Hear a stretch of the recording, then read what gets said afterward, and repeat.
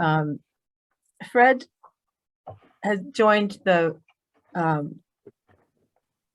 Chicago Botanic Garden as its executive vice president and director in 2017. His role embraces the development, management, and stewardship of the garden's living collections, buildings, and other structures within the context of its designed landscape and its 28 display gardens. That's a lot. Spicer oversees all facets of living collections and plant documentation, production and horticulture, ornamental plant research, grounds management and plant health care, facilities planning and maintenance, and capital projects. All landscapes evolve, and Spicer's focus is to seamlessly integrate new elements into the garden's established design, style, and vocabulary. Something else about Fred Spicer is that from 1996 to 2001, he was manager of horticulture for the Morris County Park Commission in Morristown, New Jersey, where he oversaw the Frelinghuysen and Willowwood Arboreta. He is an 1983 graduate of Rutgers with a Bachelor of Science in Environmental Planning, Design, and Landscape Architecture. He's quite accomplished, and today we get to welcome Fred to speak to us here. Thank you. Fred? Thanks, Heather.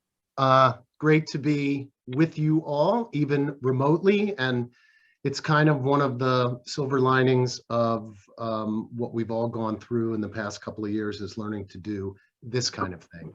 A couple of years ago, we wouldn't have really done this, would we? Remote lectures and things like that, and people tuning in from wherever you are in your study, in your living room. I saw a couple of cameras that were outside, it looked like. So all good. Well, I want to talk to you about something a little bit different today than the kind of lecture you might expect to hear from somebody from a botanic garden or an arboretum, and that's talking about design. And it's a thing that we feel sets the Chicago Botanic Garden apart. We feel it's one of our distinguishing characteristics, and so we don't talk often enough about it. We talk about a lot of things about the garden, and we don't talk enough about its design. So I'm going to share that with you today. And if I go to my PowerPoint, can everybody see that? Just give me a thumbs up. So Chicago Botanic Garden is celebrating its 50th birthday this year. And we're having a special exhibition called Flourish. I'm not going to share much about Flourish. I'm not going to share much about our really incredible science program, our science research. I'm not going to share much about our urban ag programs that focus on food, health, and jobs, and our huge education, learning and engagement component. As I said, we're going to talk about design. And I'm going to do something a little bit different and kind of move you around the property with a couple of different methods. We're going to look at plans. We're going to look at drone shots. We're going to look at stills from Google Earth, so we can look at building plans and garden plans in more real life kind of situation. Then we're going to walk around on the ground through a number of different gardens. 28 different gardens. I am not going to get to every garden. You're going to have to come see them for yourself. So we have to start a discussion about the design of the Chicago Botanic Garden just with a backdrop of modernism. We consider ourselves a modernist kind of landscape, and that includes not only the design of the gardens, many of the gardens, but the design of our buildings, our architecture. The garden has always kept a real firm control on the design of the garden, starting with master planning and then hiring the best, what we felt were the best landscape architects and architects to execute the work and fill in the spaces in the master plans. The inspiration for the first master plan was like this. This is a map of the Summer Palace in Beijing, and it's an island and lake landscape.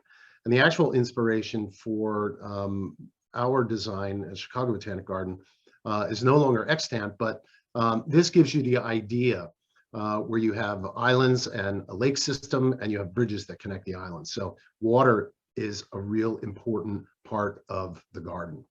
The people who they first hired to do this work, the first master plan was designed by a guy named John Simons out of Pittsburgh.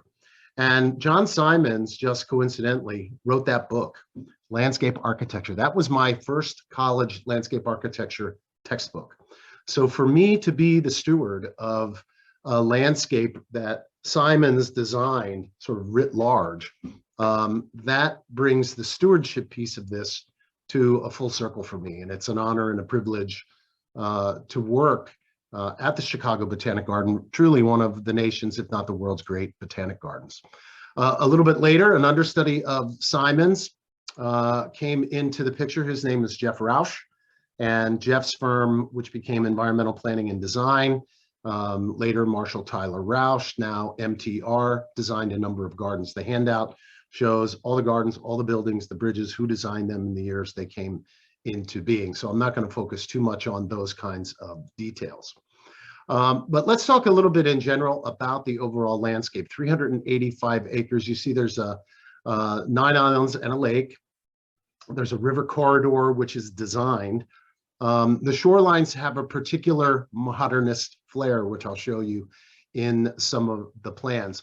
We live in a really, really flat place. The garden is anything but. So it distinguishes itself from the surrounding area in that way. Today, the garden has developed into, so far, 28 display gardens.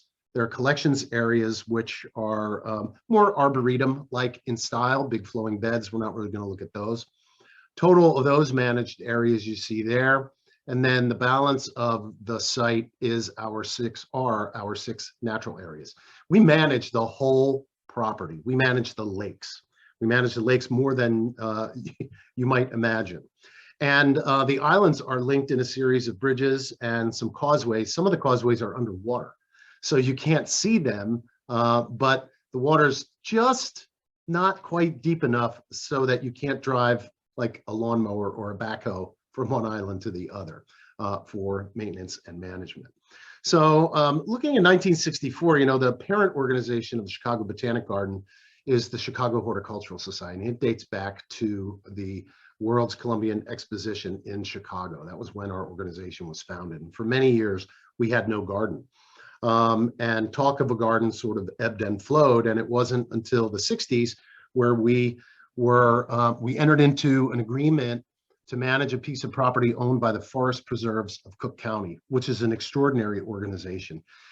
Forest Preserves of Cook County has 10% of the land of our county, one of the densest populated counties in the United States, under public management. They're largely woodland, river corridors, marshes, swamps, prairies. An extraordinary organization with a long history of open space preservation and restoration. So this was Simon's first pass at the first master plan. 2 islands, you can see the lake system. You can see here there's a water control element and a bridge, and down in the south end of the property, another similar water control element. And this was to create what is essentially a bathtub of lakes that allows the Skokie River to bypass all of those. And we're obligated to store stormwater runoff. So the garden in many ways is designed to flood, which is gives us a role in regional sort of stormwater control. And you can see the edges of these shorelines have these broad sort of irregular curves and these tangent areas, which are virtually straight. So a very, very modernist looking plan. Well, that evolved as all things do as the project got underway. This is the first photograph that we have, an aerial photograph looking south of what was the site before we got it. Over here is the Edens Expressway, a major north-south corridor coming out of Chicago going into Wisconsin. And a large part of the site over here was actually refuse from the Edens Expressway construction. The road here is Lake Cook Road, which divides Cook County, where we are, from Lake County on the other side of the road. And you can see the early earthwork here with the pans and the bulldozers moving through. It was a mess for a number of years, and you wouldn't build it today like it was built back then. You would have done different things with the soil, erosion control, etc. But that didn't happen back then. We, in many ways, were still paying the price. This is what it looked like shortly after it was finished. So by the second iteration of the master plan, the Garden Islands plan, the 9 islands have taken shape. There's actually a garden on this one now. This one is still marshy and natural habitats, and really the southern part of the site is mostly natural habitats, and that was identified in the beginning. But you can see some ideas for what's happening in this area are coming together, and the shape of the islands is pretty much how it was built, just as you see here. By 1975, development on the main island had started taking shape. Roads, major pathways had been laid out, and there were a really wise move to move the maintenance facilities down to the southern part of the site. Very, very smart to keep that out of the way of the visitors. By 1990, a number of other things had happened. There were a number of gardens that had been built on the main island. Japanese gardens had been built on these 3 islands. We had acquired more woodland, now bringing the total to 100 acres of woodland that we manage. And, you know, master plans are aspirational. They give you ideas for what to do in the future. And by this time, Simons had retired. Jeff Rausch was leading the charge. And some of the things that were called for was more development down at the south end, specifically with science.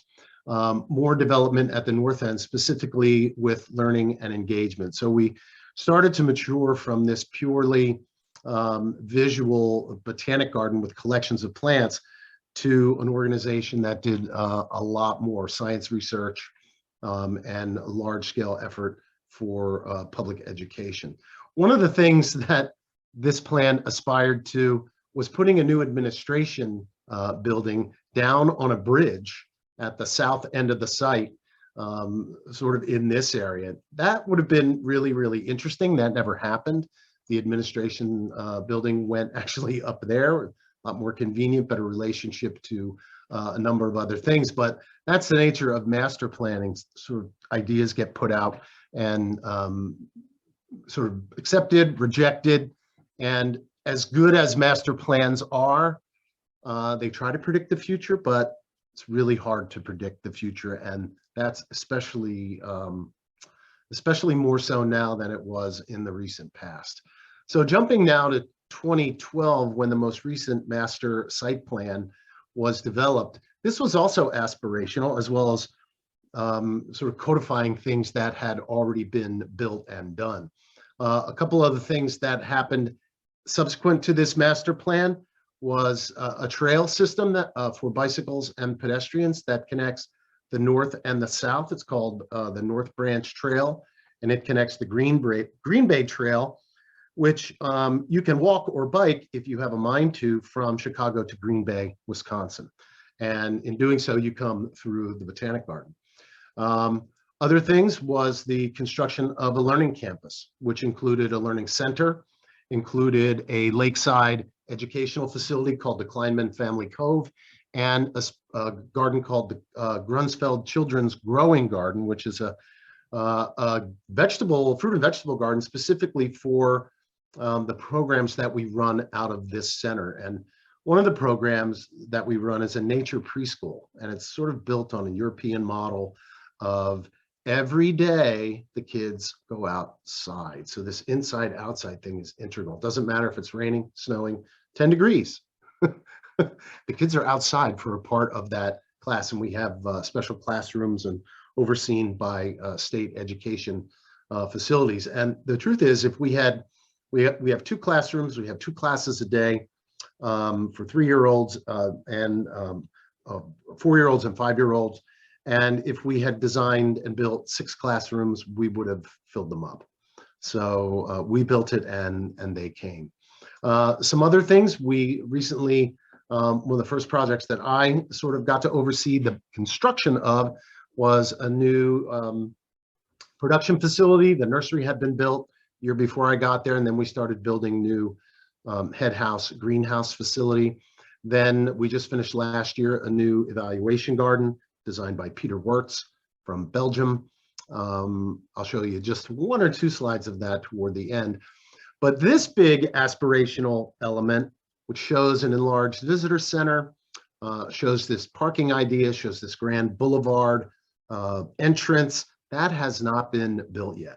And we're looking at that now and going, well, maybe we need to rethink that. Maybe that's not quite where we want to go. First of all, if we have driverless cars, the whole concept of parking might change.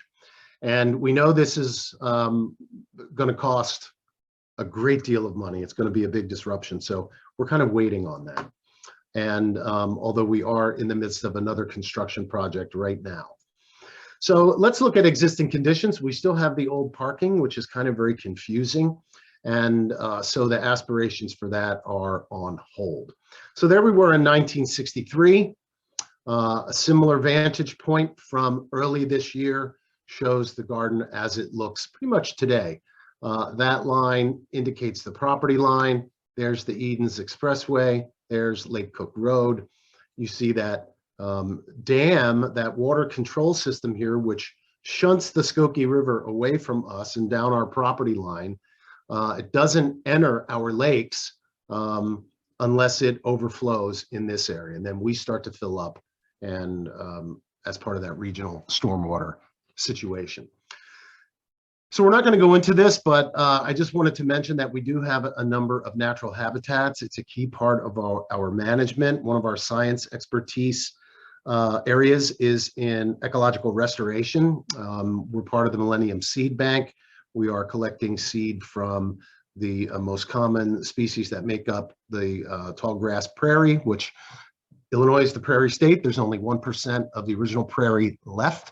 And so we are focused on that and also on woodland restoration. So if you're into that thing, when you come, and I say when you come to Chicago Botanic Garden, make sure to check out our natural areas. So let's talk about a few of the buildings first and what makes the garden unique and in fact, what makes these buildings modernist, if you could say that. You'll see as we look at these that many of them are modular. You'll see that there's a consistent design vocabulary, the brick, the windows, lots of natural light, metal, the type of roofs that we have. You'll see that in, like a lot of modernism, there's high functionality. There's very, very little or no ornamentation for ornamentation's sake. And of course, being in a botanic garden, they really have a strong relationship to the garden. In fact, Edward Larrabee Barnes used the phrase, the buildings need to act as garden walls. That's how integrated he wanted his buildings. And since 2009, the buildings that we have built have, we've gone for LEED certification. We have a LEED Gold building, we have a LEED Platinum building, and the first phase of our greenhouse and head house actually got LEED certified as well. So that's been important to us. So let's look at an example of one of these buildings that Barnes did. You can see the unadorned, painted or unpainted brick. You can see these ribbon windows, and the windows go all the way to the corner of the buildings because the supporting columns are on the inside of that glass. It's kind of a thing that makes that glass sort of uninterrupted all the way around. If we come into the courtyard, you can see that these are ginkgos laid out in a grid. This was designed by Dan Kiley. And you can see these blocky hedges that Kiley used to separate use areas. And we'll diagram those out in a minute. But in the fall, that's what we get to come to work to on those couple of fall days when the ginkgos are coming down. So you see this, in this case, fairly rigid geometry, and some of the gardens are characterized by that kind of geometry. If we look at this view from Google Maps, it's a little fuzzy, but I think it will suffice, you can see that we have these flat roofs with these skylights sort of punctuating or penetrating that top floor to get a lot of natural light in. You see the repetition of these square modules. In fact, Barnes also gave us plans and said, when it's time to expand your administrative center, build the next one right there. You can see that the landscape follows that sort of modular kind of idea. Parking, service area follows the same thing. Kylie also designed an alley of sugar maples on the entrance road here, as well as the surrounding landscape with groves of trees that offset just a very simple lawn that comes up to the building. Kylie also incorporated, as we saw earlier, very architectural blocks of hedging to separate use areas, the courtyard, screen the parking lot from adjacent areas, and even screen the dumpster. And then for good measure, bang, there's another hedge up there, just to repeat that massing. So if you thought you were going to see lots of views of Lake Michigan because of Chicago, there's one. That's how close we are to Lake Michigan. The garden is not in Chicago. The garden is in Glencoe, Illinois, which is on the north shore of our area. And we have the name Chicago Botanic Garden because we're the Chicago Horticultural Society, but not in Chicago proper. We're going to focus our attention today in this area, which is the main island. Today we call that Malott Island in honor of a donor. And we're going to look next at this building, which is the visitor center, and that building, which is the Regenstein Center, also named after a donor.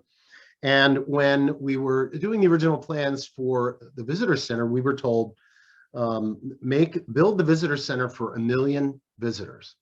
And the architect and landscape architect were laughed out of the room.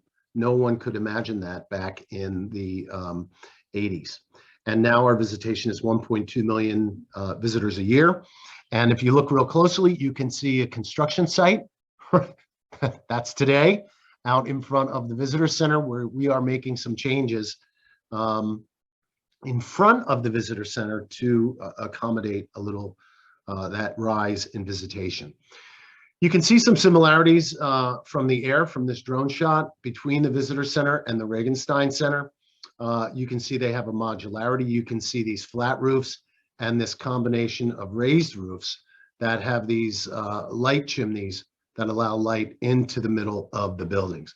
These buildings have so much natural light in the floors that the public use. It's wonderful.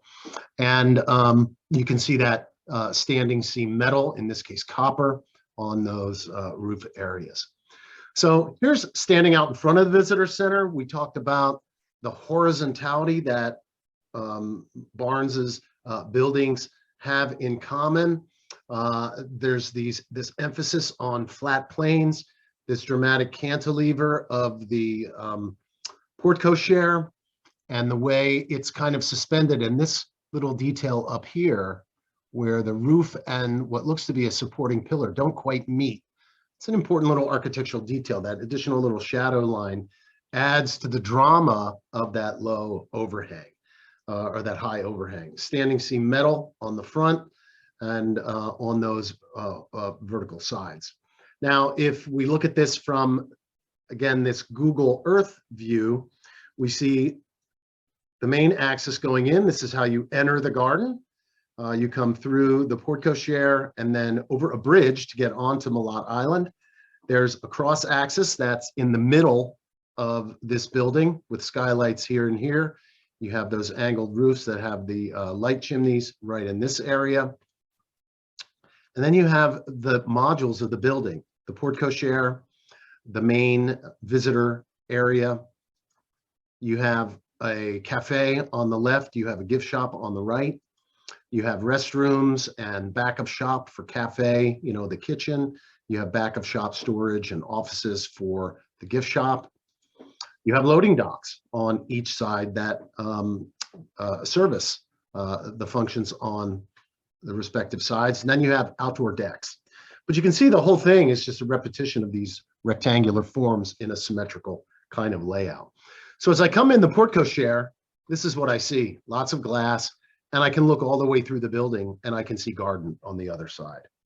And as you're leaving, coming back over that bridge and leaving the garden, again, you see green connected to green. Barnes felt very, very strongly about seeing through the building, getting a connection on the other side, and revealing a bit more of your destination, connecting those garden rooms. And here's the middle. This is the way you would have walked into the garden. And this is that cross axis that leads then to the cafe. And I'm standing kind of in the entrance of the gift shop on the other side. And the shapes on the inside where you have these cutaways, this hanging brick kind of echoes the ribbon windows that are on the outside. You can see the natural light just pouring in from the skylights above. Now let's look at the Regenstein Center. This was built before the Visitor Center, but also a Barnes design. A main axis that cuts through the middle, north to south, and then east to west. The repetition of the modules. Here's the entrance space. There are conference areas here and classrooms. Conference rooms here. The main event space, which is called the Nichols Auditorium. We'll go into that a little bit later. You see that light chimney again, pouring a lot of light right into the middle of the building. The back area here, more event space and galleries. You have two open air bonsai courtyards where we display our bonsai collection. These are surrounded by an open air loggia. Lots of light pouring into all these rooms from the adjacent courtyards.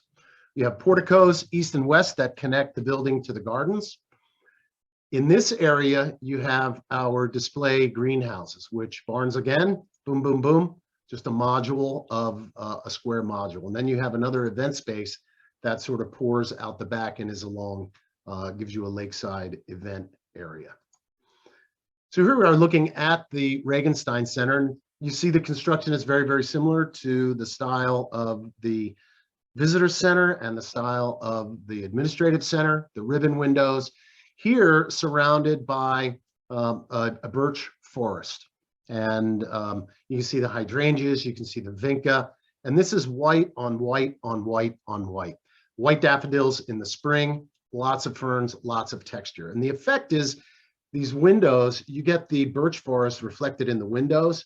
You can see the birch forest through the windows and out through the other side of different rooms in the building. So you get this extraordinary inside-outside connection, spring, summer, winter, and fall. In the main event space, the Nichols Auditorium, here you see that space, and here you see that set up for one of our orchid shows several years ago. And out the front of the Regenstein Center, if you're inside looking out, again, it's a focus on the garden. So the garden out front we'll see in a little while, but Barnes has brought the lake via that fountain into the building. So you get this connection. You can see green from end to end and cross axis to cross axis. You always have views of the gardens. After Barnes, the architect that the garden started working with was Larry Booth of the Chicago firm Booth Hansen. And we felt that Booth was the logical successor. He's a modernist at heart, even though his buildings don't look exactly like Barnes's do, they're in the same spirit. So this is the Plant Conservation Science Center, the hub of our science activities. And let's look at that from a Google Earth shot. You can see it over here. Center atrium, two green roof topped laboratory and office wings. And then you can see the very, very strong relationship this building has with the garden across the way. This is one of our ornamental plant research gardens and evaluation garden, which is just a series of concentric circles. And then the paths and the bridge repeat the circle. Even in an adjacent garden called Evening Island, that circular form repeats itself. These are things that you don't necessarily see on the ground, but the cohesiveness of this design as you move through it is very, very felt. So here we are standing in that evaluation garden, looking back on the axis toward the science building, and you get this kind of sympathetic architecture. Lots of glass, lots of natural light, unpainted brick, horizontal forms, flat roofs. Here we are looking at a three-quarter view, the dramatic overhang like we saw on the portico share, the visitor center. And you can see you enter this building over a bridge because the whole building sits up off the ground because there's a constructed wetland natural area underneath of it. So part of the garden's purpose, I told you, was to flood. This is part of how we store and manage rainwater in the garden. Here we're looking out the front, that central axis out to the middle of that evaluation garden. You can see the trellis bridge in the background. And note that you're not always moving along the axis. Sometimes the axis rather, is filled with planters, and you move around the edges of this central spine. We'll see that in a couple of different areas, but again, strong relationship to the garden. And there's a view looking over the balcony into that atrium on the second floor of the Science Center. This is the axis we just looked down to the center of the evaluation garden. You can see one of the green roofs over here on the left. This is one that is evaluating native prairie species for use in a rooftop situation. Over here on the right, just out of view, are plants that are not native to the prairies, which are also the focus of research for green roof type plants. So let's look at some gardens. And what are the characteristics of these modernist gardens that this really suite of landscape architects that the garden has worked with, what are their main characteristics? Well, many of them are focused on simple, strong geometry with these axial connections. We're going to look at a number of those. Some of the gardens are symmetrical. Some are characterized by asymmetry, this winding curves, these irregular curves. In large part, the angles are 90 degrees or greater. Actually, that I think I got my sign wrong there. I'm not a math genius, but also filled with irregular curves, as I mentioned. All the gardens have strong water connections. Even if they're not adjacent to a lake, there are water features in the gardens proper. So we're constantly reminding you about where you are next to water. And many of the gardens are defined by this very architectural use of plants. And some people use a lot of different ways to illustrate that. What you'll see are hedges that do that. What you'll see are informal groupings of plants that do that, and some very stark forms of pruning that also achieve that. And then, unlike a lot of botanic gardens that have sort of collections, like the rose collection is over here, and the prunus collection is over here, and the conifers are here. We do a little bit of that, but our living collections are integrated through these gardens, and collections plants perform important functions in the gardens. Okay, so here we are looking at that drone shot again. Here we are looking at Malott Island. We just looked at this building and the Science Center over here.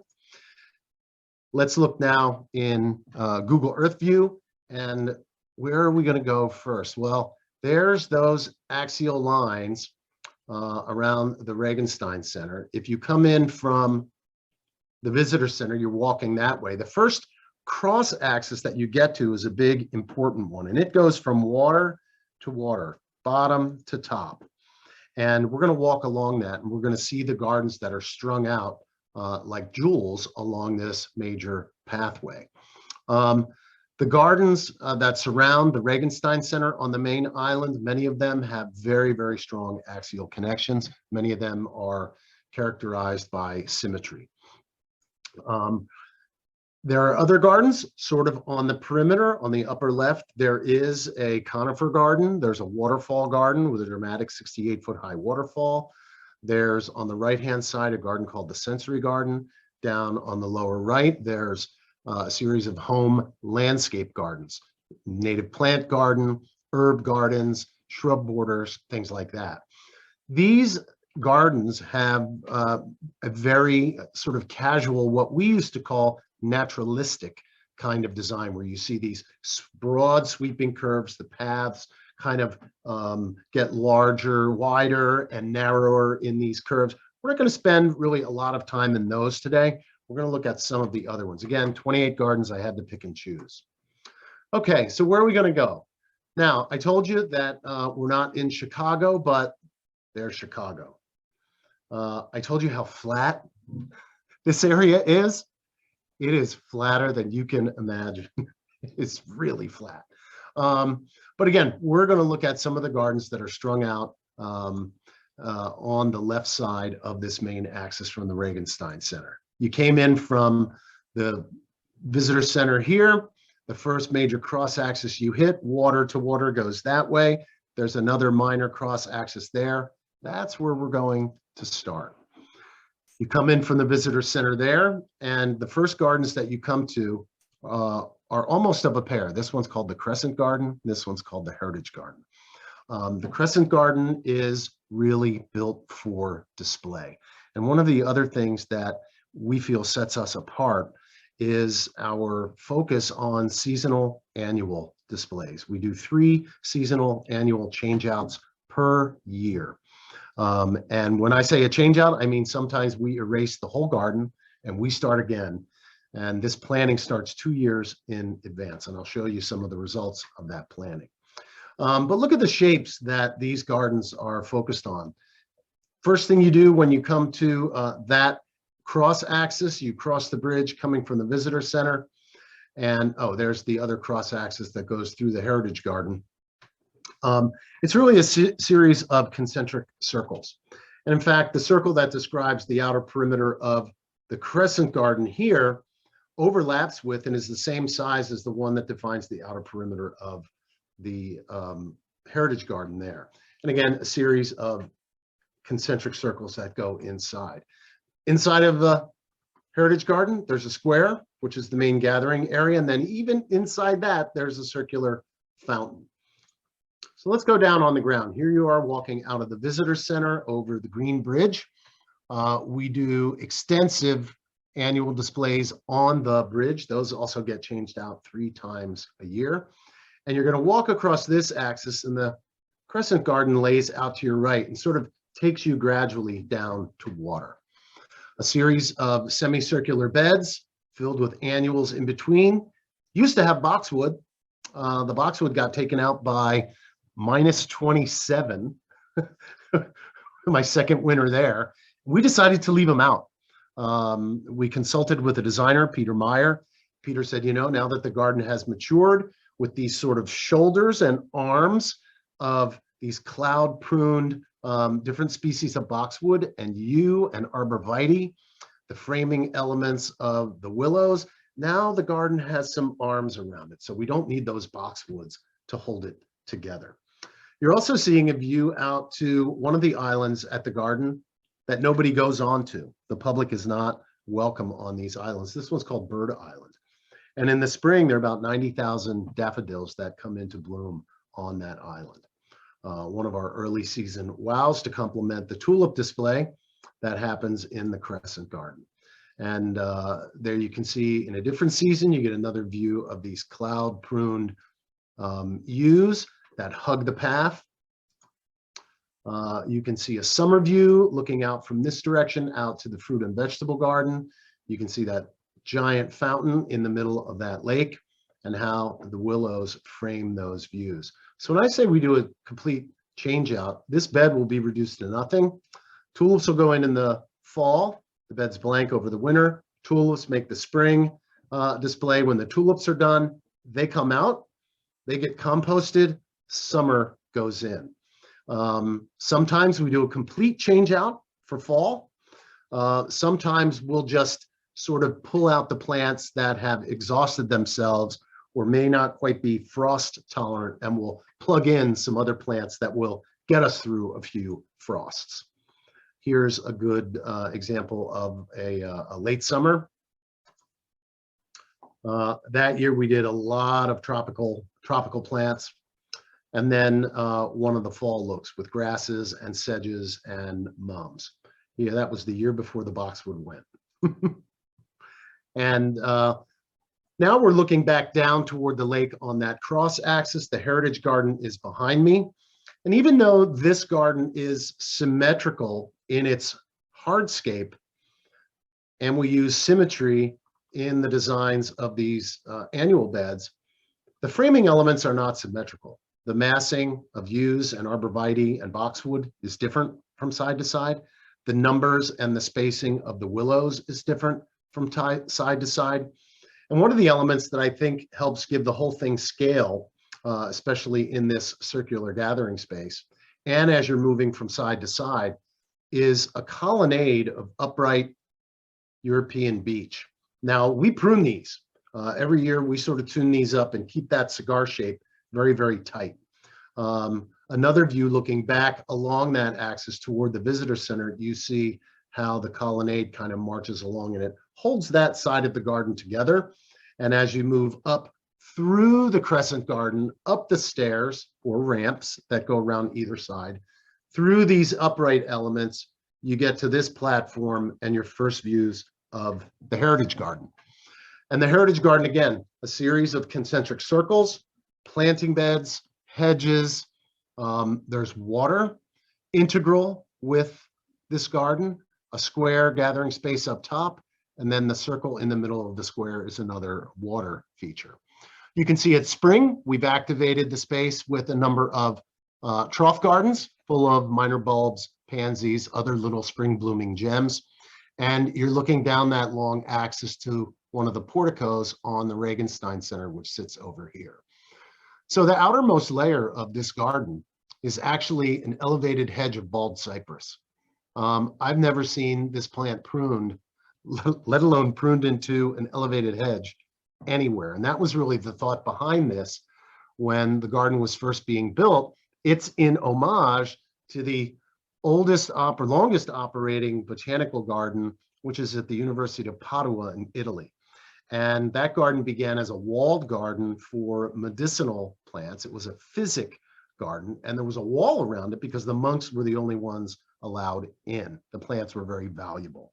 And these are the plants that had come back from years of like colonialism, finding the spices, bringing the spices back, trying to figure out how to grow them in a European climate. So things like black pepper, right? That was very valuable then. But we decided to do this out of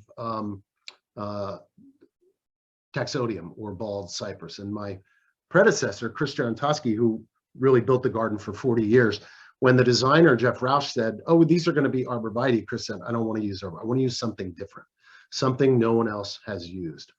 And he asked around, had anybody ever pruned bald cypress like this? Nobody had ever heard of it, but Chris decided they would try it. And it has worked amazingly. Here you see that hedge as it's filled out in the summertime. That circle is strengthened by a circular hedge of yew, a circular bench that wraps around the whole thing, pathways, and the planting beds. Now, the heritage that this garden demonstrates today is the heritage of plant families with a nod to the taxonomic relationship. So this bed, for instance, features the borage family. And again, there may be some permanent plants in these beds, but there are 3 seasonal changeouts in this garden. There you see the centerpiece of the garden, which some years we do a physic bed interpretation. This year, that year we didn't, but you see that center fountain that kind of spills over. We do a lot of containers. You saw the troughs earlier. This particular season, we did these painted jardinières. Here you're looking back at one of the quarter circle areas, beds that are not family beds, they're continent beds. So we're featuring plants from North America, South America, Australia, Africa, Europe. We don't have an Antarctic bed for that continent, no plants there. So every once in a while, we pick a country that has a very diverse flora, and we devote a bed to that. So right now there's a Japanese bed.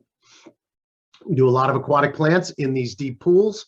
You can see the step down fountain that brings people right up to the edge of the water.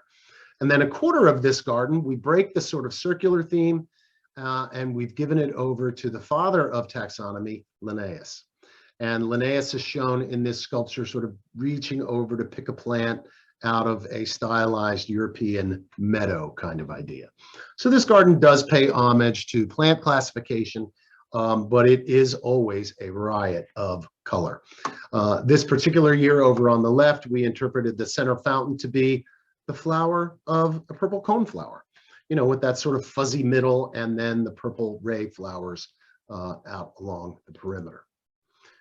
And there you see the garden in the winter. Of course, the pools aren't heated. We can't have water in those water features through the winter, but the strength of that design holds the garden through the winter. And we do get visitors every day, even in the winter. The garden is open every day. So the design is really important. Okay, so we've looked at the gardens down in this area. What are we going to do next? There, to orient you, are the cross axes in the Regenstein Center. We're going to continue walking along that first cross axis, and we're going to look at the Rose Garden here, which is designed by Jeff Rausch, in this sort of wavy, irregular path, irregular shaped lawn kind of design. We're going to look at a really interesting feature there that divides the Rose Garden from an adjacent garden called the English Walled Garden, which is designed by John Brooks, famous English garden designer, which is kind of like an amalgam of different kinds of English gardens. All right, so here we are. We've walked up and we've come to this portico at the Regenstein Center, and the cross axis that looks out through the Rose Garden, and at the end of that axis is, of course, water. So the Rose Garden does not have a lakeside element to it, but it does have water, a fairly substantial fountain at the end of this straight line axis. There's a structure behind it that has vines, and there are, I think, 450 different kinds of roses grown in the Krasberg Rose Garden. So if we sort of look back from the back toward the Regenstein Center, you can see that exaggerated roof line, the cantilever on the portico. It reminds of the visitor center and where you walked into the garden proper. You see the fountain in the shape of a rose, sort of stylized, and even the brick surround has kind of a rose shape. Now, you'll also see something here, and this will tell you a little bit about where we are in northern Illinois. This row of fountain jets is no longer functional. This fountain used to shoot up about 40 feet. And what nickname do you know for Chicago? Right? The Windy City. And so now originally the origin of that name has nothing to do with weather. It has everything to do with the politicians who were supposedly so full of hot air that that was the wind. But it's really windy. And so this fountain, which was originally 40 feet high, blew all over everything and everyone. It killed the grass. It killed the roses. It annoyed the heck out of people. So we had to turn it way, way, way, way down. And that's how it functions today. As we look back on one side, you see this very informal border of planting that screens the Rose Garden from views from the cafe decks, which are just over a little bit of the lake behind it. Then if I look at the other direction from the back, I'm looking south, and I'm seeing this feature, this wall of green that divides the Rose Garden from the English Walled Garden. And this is called the Linden Allée. And it's actually kind of a very French or European feature. And it's a clipped allée of lindens. That's what it looks like in the winter. And this is just such a beautiful, simple, but meticulously maintained design feature. It accommodates the path. You get this shaft of light that comes down and sort of mirrors the path, and it creates a terrific vegetative wall between one space and the other, kind of echoes this rather stylized brick wall that defines the English Walled Garden. If I look back the other way, there's actually another half circle of those lindens here that form the backstop for a specimen tree, which is a floribunda crab, beautifully, meticulously kept. and they're shown in full bloom. So we're walking along this direction. We've come up out of the Circle Garden and the Heritage Garden. We've seen the Rose Garden, and now we're walking down and continuing on that long axis that leads there. We just saw that curve of the Linden Alley, and this is the English Walled Garden, again, designed by John Brooks, one of the masters of English garden design, certainly in his era. But we asked him for something a little bit more traditional that we could interpret in modern ways with modern plants. And he gave us a collection of gardens. They have many entryways, crossing axes to organize the garden spaces. And what John did is he made 6 different gardens, starting plus this long mixed border, which, if you're not ducking into the garden, is just an astounding display of color and flower and shape any season of the year.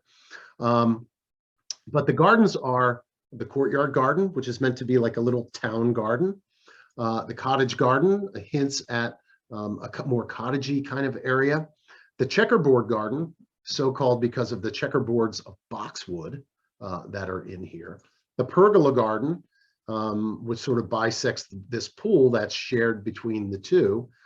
The daisy garden, which only has flowers that have a daisy shape. And the vista garden, which commands this really wonderful view out to, you guessed it, water. And if I come in on that long axis and I'm looking at that long mixed border in early spring, this is what I'm seeing. Some of the early flowering trees, the early bulbs that are in here. And all the way down here, you sort of have this sculptural element that kind of deflects you in to what is the main entrance of the garden, or you can certainly go around it off to the right, a different path, or continue down to this overlook, which overlooks one of the lakes, and you get a nice view to one of the bridges that connects the island over here. So let's take another couple looks at that long border, just phenomenal. And again, mixed border. Why is it a mixed border? Well, there are trees, shrubs, cutback plants. There are annuals that get plugged in here several times a year.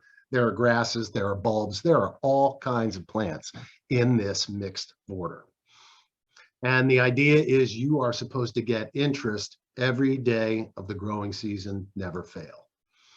So now we're looking back to where we came down the steps. This is that first cutoff to the right, actually would be to your left as you're coming in. Here's the Linden Alley.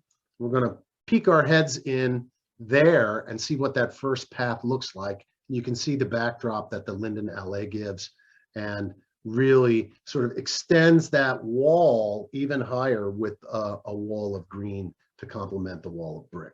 Now, as you first come in here, one of the things we've added recently is this little sort of touch of English garden, and it's called a plant theater.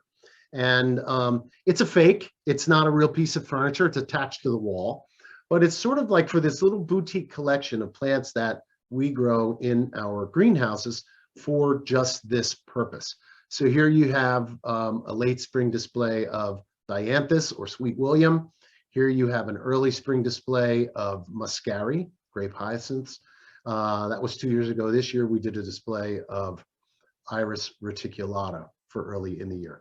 And we've got this feature now up to 6 changeouts a year. So as things come and go. And one of those, if we're in between things, might be as simple as different kinds of English ivy or different kinds of hardy tender geraniums, pelargoniums. But we try to give this a fresh look as well. So now I'm standing with my back to the cottage garden, looking out through the daisy garden, which is, again, rustic, but symmetrical in its design. We're looking out over the vista garden with these 2 structures that Brooks designed that actually have 2 different functions. Now we've sort of come out to that staircase overlooking the vista garden, the sunken pool, which has a symmetrical shape, but asymmetrical fountain. And you're standing in a symmetrical shape, but the plantings are not symmetrical at all. The plantings emphasize asymmetry. The plant here does not match the plant over there. The tree is off center, etc. And here's the vista you get from the vista garden. The little structure over here, John called the pepper pot, and actually it's a little structure you can go into. It's a favorite selfie spot, beautiful view out to water. The matching one on the left here is actually a little maintenance pod that my staff uses, and they enter in the back. They don't go in the front. That view is just terrific, whether it's winter, summer, spring, or fall. The view over the lake to Evening Island where the Carillon is. Now we're back looking up the other way from the Vista Garden back into the Daisy Garden. You get that sense of the orderliness of those spaces and the planes of those spaces. I'm now looking back over the checkerboard garden and the pergola garden in this area. You can see the late spring view, actually late winter view of the linden alley and the backdrop now of bare trees that gives you, but still that strong line echoing the line of the brick wall. Another view of the checkerboard garden with summer plantings. You see here, very simple, just the planting of silver artemisia to offset that color. Looking back the other way through the pergola garden, wisteria in flower on the pergola, and the annuals and perennials picking up the color of the Newberry blue bench at the terminus of that little axis. Now, in one part of the Daisy Garden, you actually have a cross axis that comes this way, and you actually look through a hole in the hedge. And this container is centered on that, this little millstone, and you look down through to the pergola garden to a curved bench and an espaliered crabapple. As we get a little bit closer, we can see that this area of the checkerboard garden has had a different soil complement put in here, so we can grow things that like it really, really, really lean, almost kind of a gravel garden kind of a situation. And you can see what that looks like a little bit later in the summer. We do a lot of containers here, like we do in a lot of our other gardens where we do seasonal displays. We animate the stairs between the Vista Garden and the Daisy Garden with containers on top of the walls. Traditionally, we do scented geraniums here, scented pelargoniums. As the people walk by, they brush their legs on that. They can reach down and do a little scratch and sniff. We animate the pool with aquatic plants. We animate these stairs with more plants in pots. And even that main entrance, we animate with a collection here. This year it was a collection of succulents, a couple of euphorbias, and some really fancy begonias. All right, so we've seen the gardens on that side kind of strung out along that main axis. Now I'm going to lead you through the middle of the Regenstein Center along that axis.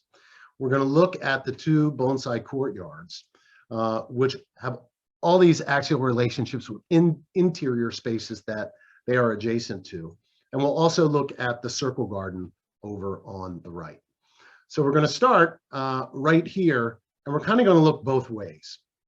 And this, again, this is Barnes saying, wherever you are in these buildings, I want you to be able to look through the buildings. Now, I'm not standing in the center because the water would be like that big, but I've kind of zoomed in a little bit, but I'm showing you that through the middle of this building, you're linked by water, water in the rose garden and water all the way through these loggias out the other side to the circle garden where there's another fountain. And as you walk in from the portico in front of the rose garden to the first bonsai courtyard, the first thing you see is water again. And the water brings the sky down to these 4 tabletop water features that are in each corner. And you have a series of horizontal planes that accentuate the horizontality of the building, whether the plane is the surface of water that gently drips over the sides, whether the plane are these manicured hollies or azaleas, and the planes that the benches make that display the bonsai. And you can again see the horizontality in the benches. And Peter Meyer, who designed the bonsai courtyard, did a completely different thing with this courtyard than you may have ever seen with bonsai. Typically bonsai viewing areas are laid out in a very linear fashion, and you sort of walk along this line and you turn and there's a bonsai bench.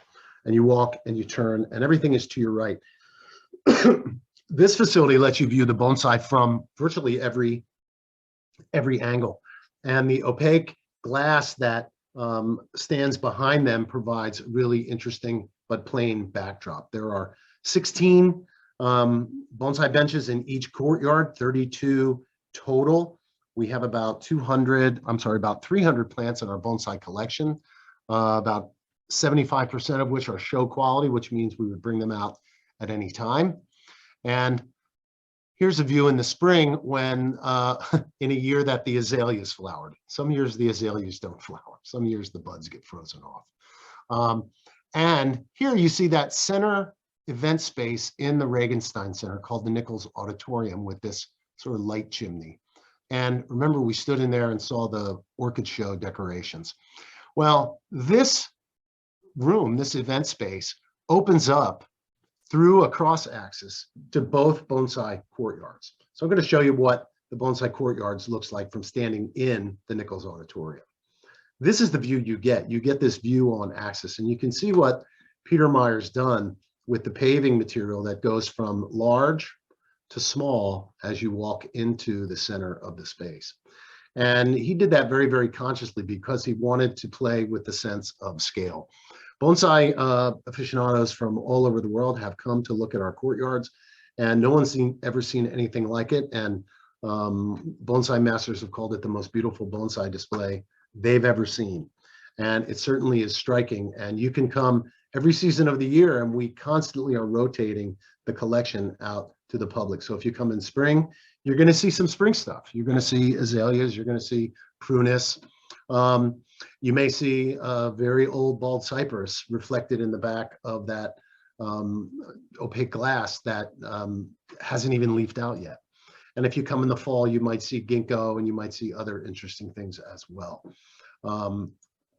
So those are the bonsai courtyards. If you keep going through, you come out into the garden at the other end of the Regenstein Center called the Circle Garden. And you all know, because you saw the view from Google Earth, that it's called the Circle Garden because the surrounding roadway is a circle. There's no circle in the Circle Garden.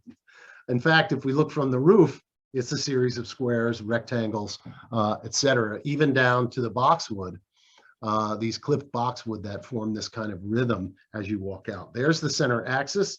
And again, you're not walking down that axis, you're walking around it. The plants sort of define that. And then the center of a cross axis is that other water feature.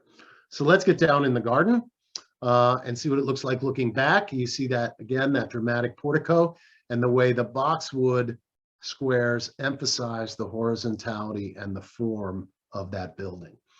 You can see, again, this is a garden that, not the boxwood, but all these outer areas here, these beds here, this is another one of our 3 annual seasonal changeouts. Tulips in the spring, and then annuals for summer and fall. And when I say annuals, yes, we're using palm trees as annuals. And we'll take those and dig those up out of the ground. We'll repot them. We'll put them in our greenhouses until a season when another season when one of the horticulturists wants to implement a design that features those. So we use big woody plants that are not hardy as annuals. We have an extraordinary capacity to do that. There's a view in early spring with a wonderful tulip display, tulips and pansies and foxgloves, and you can see the weeping redbuds blooming here in the back. Even masses of daffodils that we put into the spring display for this particular year. A different year with a different kind of look. And a look in the summer where we went very, very tropical again. A completely different look. This was last year, and yes, those are crepe myrtles, standard crepe myrtles used as annuals. They are not hardy for us. And they might be root hardy, but it would be July before they regrew from the roots. It's just not enough heat. So I'm standing on this cross axis and I'm looking through to what we call the secret squares, because there are 2 little secret gardens that are hidden on that cross axis. And we're going to peek into those in a little bit, just a couple other shots the kind of annual displays that we do. Here we are peeking into that, one of the secret squares.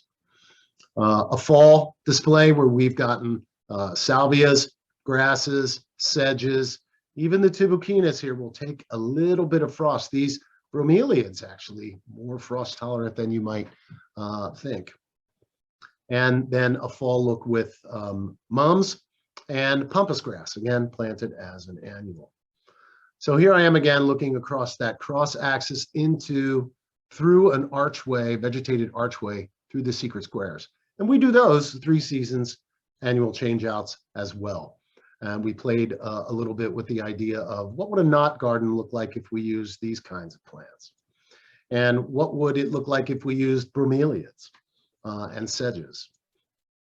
So that's the circle garden. So we're back in front of the Regenstein Center with this drone shot. And I want to talk about this garden next. This is the Esplanade, and it was designed by Dan Kiley. This is probably the last public garden that Dan Kiley did. And Kiley's a very, very famous modernist landscape architect, and really one of the new wave of modernists that came out of the Harvard School of Design, really before World War II, but and then after World War II. So it was a real, I never got a chance to meet Dan Kiley or work with him. My predecessor did. And this garden was finished by Peter Meyer, who was an understudy. We work with Peter to this day. So let's look at this in plan view. And I think one of the things I love so much about this design, and as I don't practice landscape architecture before, but I do refer to myself as a recovering landscape architect. And the thing I like most about this design is that it's simple. And simple is really hard, especially if you like plants, because you always want to do a little more. You always end up, let's add one more kind of plant. I could make this shape over here. I could do that over here. This garden is so simple, and it's dramatic because it is simple. It relates to the building and it relates to the lake. So here's that axis that comes in off the lake to the Regenstein Center.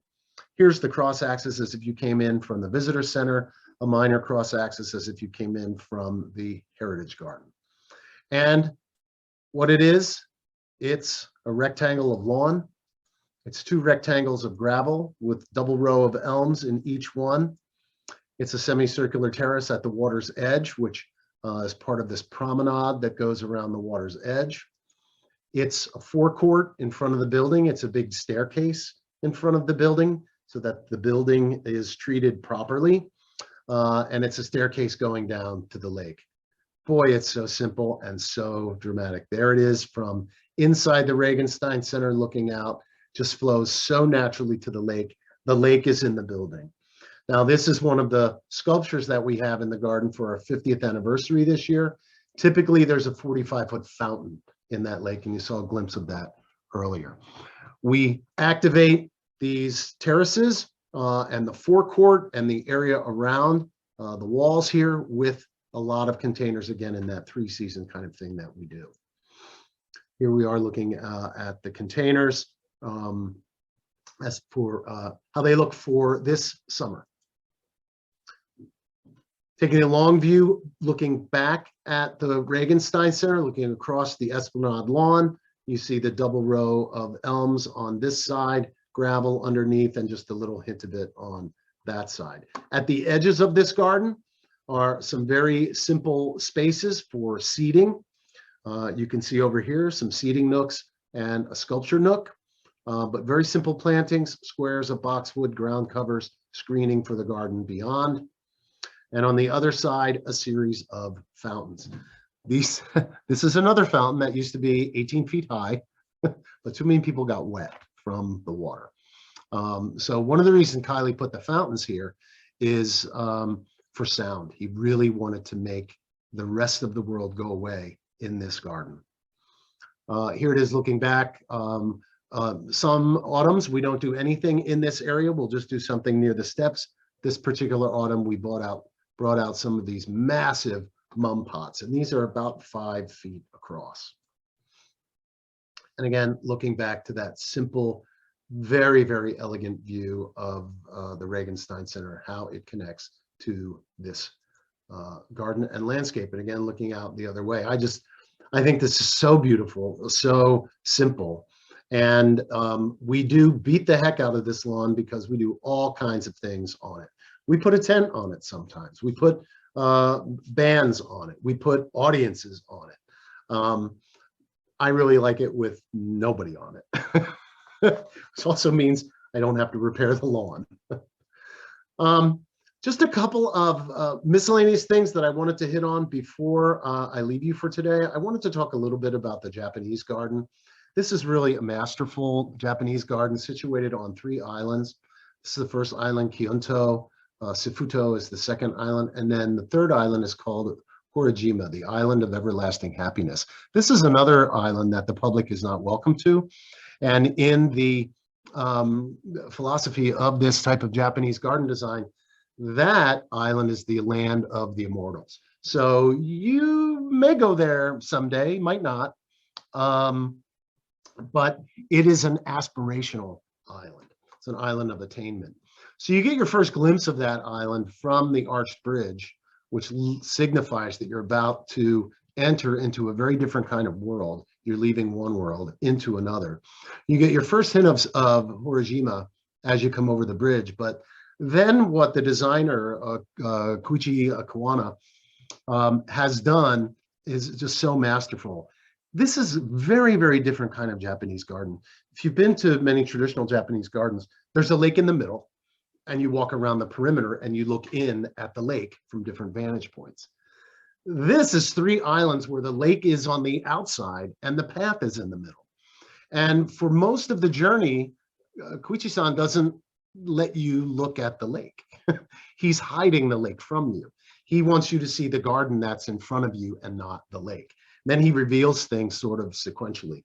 So your first move when you come over this arched bridge, because of topography and plantings, he's leading you away from Sifuto and he's leading you away from views to the lake. You can see how dense the plantings are here. You can't see anything but what's in front of you. Then you continue around. You don't really get to see water until you're in this part of, and there you only get a glimpse. And it's not until you cross the zigzag bridge that you realize that you're coming to this other island. But because of topography, you don't see the third island until you're here.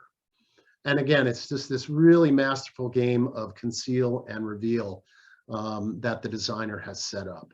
But I could give a 3-hour lecture on this garden alone. There's that beautiful traditional bridge, the view to Horojima. You see some of the stylized pines. You see the weeping willows that anchor both ends of the bridge. The weeping willows are another signature element of the garden. And when you first get in, you walk up a hill.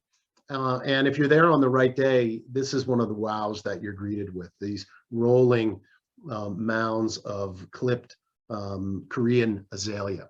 And you also get a hint of one of the structures ahead of you in the dry garden. And those azaleas are wonderful in the spring. They're wonderful in the fall. They have beautiful fall color. And the way all of the clipped shrubs and the stylized pines hold the snow is just amazingly beautiful and serene. Here's one of the dry gardens, which is at the top of a hill. It's very unusual. We're known for over 100 clipped and trained Scots and Austrian pines that grace this Japanese garden. Here we're seeing the zigzag bridge, and we're looking over at the main structure on this island, not a tea house, but what's called a shoin house. And shoin means scholar. So this would be where a visiting scholar would come and spend time and write and live.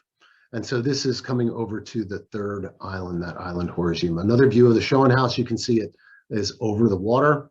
You can see some of the stylized ways that we train the pines. And then the third island seen from one of the adjacent roadways. This island never fails to bring a sense of calm, and even on a rare day like this when the water is almost a mirror reflection. A couple of other views. I wanted to show you another view of Bird Island. and this waterside promenade. This was at the base of the Crescent Garden that we saw. The promenade continues at Lakeside. If I look the other way, well, I don't know how I did that. I don't think I've ever done that before. There it is. I zoomed it. But if I look the other way, that promenade continues down to the foot of the native plant garden. We didn't go to visit this garden today, the fruit and vegetable garden, but that's a really, really wonderful garden, very high design style. Some of the almost 5 miles of lakeside shorelines that we have restored with ecological plantings of mostly native plants, not the lotus, but native plants that are from a 50-mile radius of the garden. You can see how the willows here anchor the arched bridge, which is just kind of tucked away into the background. One of my favorite views at the garden any time of year is looking out over the lakes to 2 of our bridges. This one is called the Serpentine, which snakes along this gentle S-curve just above the water. When we flood, the Serpentine is underwater. So the top rail is underwater. That's how much we flood.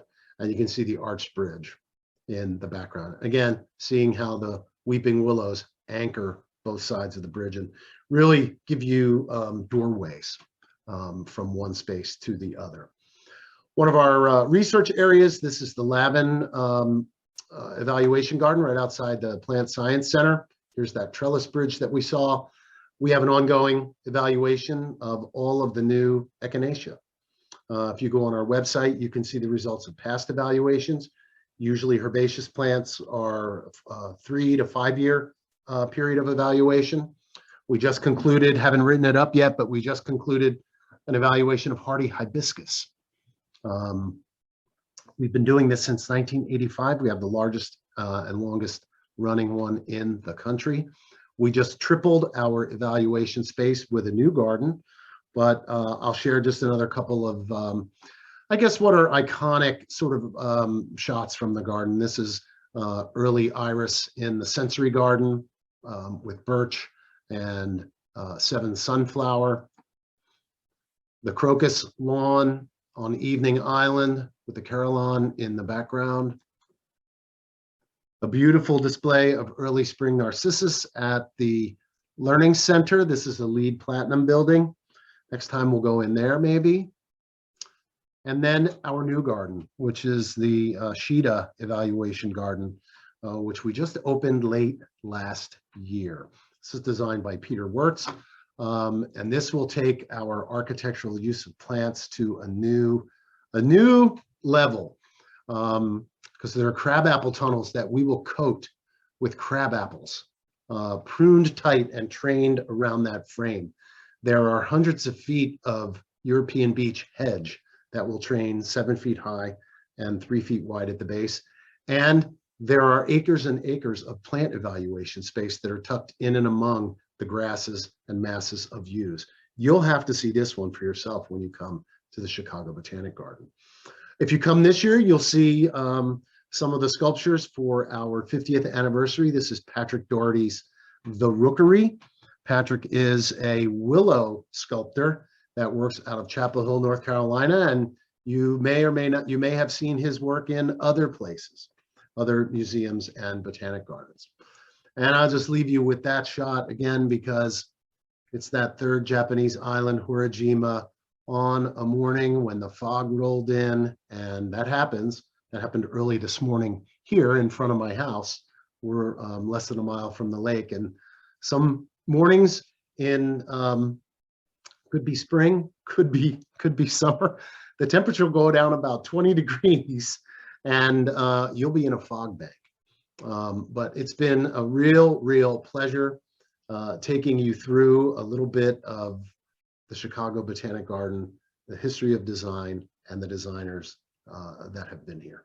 So I'd be happy to answer a few questions, and I'm going to stop my share now. I don't know how you want to do questions, if you want to take any, Heather. Hi, I am encouraging anyone with questions to put them into the chat room. And we can present them to Fred that way.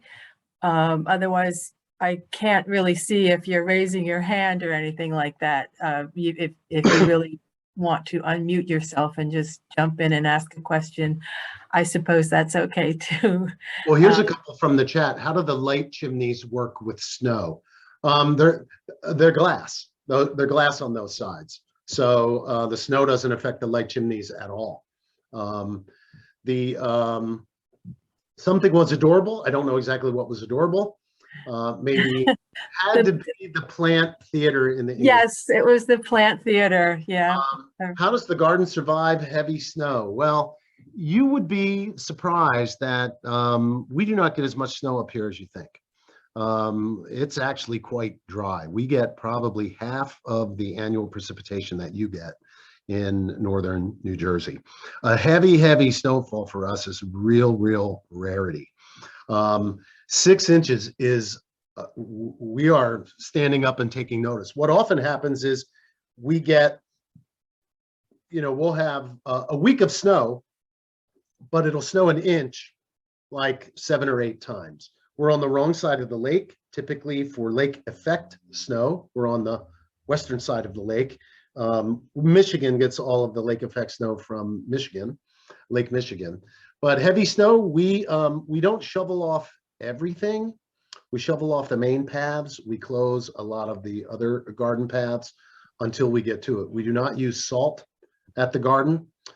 We put a lot of sand down in our parking lots and on our paths. We're very concerned with the lake ecology, and we use very little salt, and we monitor that through soil samples. So we do not want it to get out of hand. I have to visit. How serious are pest problems and how do you deal with them? We have a plant healthcare department, Sally. Some of our worst pests are invasive organisms. We have them in our lakes, not only fish, but zebra mussels, which are expensive. We had to take our coolant systems for some of our buildings off of lake water. And we had to put in cooling towers because of the mussels. We mow our lakes because of Asian water milfoil. We actually have to get the plants out of the lake. And we have gone through a phase, as you are going through now, with emerald ash borer. And the borer was horrific. We took down more than 400 trees in the collection. We still have several that we are injecting every year, but we are in a strategic retreat with the borer, which means we cut down and stop treating a few more ash every year. We'll probably be done with them, done with all the removals in 2 years, maybe 3. Other pests, we have not had boxwood blight yet, the new boxwood disease, but we have in advance set up a boxwood quarantine and protocol. We do not allow boxwood on the property. If we're buying new boxwood, they go into quarantine first. We have quarantine greenhouses. We have things that you have to, like chemical that you have to step in if you go in the greenhouse. So we isolate those plants. Mostly what we're doing is propagating our own boxwood so we don't have to buy in replacements. Those are just a few. How do you manage getting inundated with contaminated stormwater? Really good question, because that water is not like our water. When we get a flood that brings Skokie River water into our lakes, we can predict that we'll have 5 years of ridiculous algal blooms, including blue-green algae, cyanobacteria, which is not at all healthy. So, but we are obligated to hold and maintain about 100 million gallons. It's part of our deal to get the land. And so we don't pay anything for the land. We have a great landlord that actually gives us money. We have an extraordinary public-private relationship with the county forest preserves. And I've never seen a relationship that is so supportive, so longstanding, and support in the sense that they basically let us manage the place. And we work together very closely with them. What amazing and beautiful gardens. When we go to the garden, how much time, days do we need to allow? Sally, for you, you might want 3 or 4 days. And I'm talking about each season. And when you come, you're gonna let me know you're around, and maybe we'll do some back of shop stuff. How many workers does it take to support all the gardens? Okay, so the site is 385 acres. We have approximately permanent full-time positions, maybe about 200. In season, we double that with part-time and seasonal positions. We also have 16 urban farms, including the hub of that called the Farm on Ogden in Chicago. Many of our urban farms are in Chicago. We're on the roof at McCormick Place, which is the big convention center. And in addition to the people on site at the garden, there are about 150 to 180 people on all of those sites during the growing season. And the total budget for the garden and the urban ag programs, all the programs of the whole thing is this year is 52 million. My departments are about 22% of that. So that looks like all of the questions. Looks like it. I just wanted to say how much I enjoyed seeing all those willows. You don't see those large willows around here so much anymore, and I forgot how beautiful they are. So. They're extraordinary. It's one of our signature trees. It is a commitment of resources, because some of the willows that you saw in those photographs are not there anymore.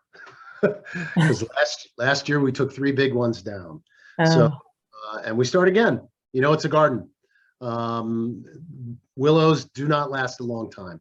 So for us, and especially around people, you can't be too careful. So they're about a 25, 27-year tree for us, even with annual fine tuning to remove dead wood. Right. Wow. Thank you for that dedication. I also wondered, with all the alleys that you are pruning, what happens when you lose one of those? Is that just a bare spot? A great question. Looks like a missing tooth for a little while. And sometimes we'll bite the bullet and replace the whole thing.